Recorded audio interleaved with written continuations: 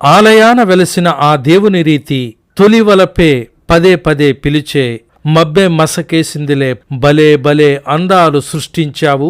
ఇటువంటి ఎన్నో ప్రసిద్ధమైనటువంటి పాటలు రాసినటువంటి రచయిత వీటూరి. సినిమా టైటిల్స్ లో వీటూరి అని కనిపించగానే వేటూరి కాబోలు అని చాలా మంది అనుకుంటారు. చాలా మందికి తెలియని విషయం ఏమిటంటే పాటల రచయిత వేటూరి సుందరరామ్మూర్తిలాగే సినిమా రచయిత వీటూరి అని కూడా ఉన్నారు. వెంకట సత్య సూర్యనారాయణమూర్తి వీటూరి పూర్తి పేరు.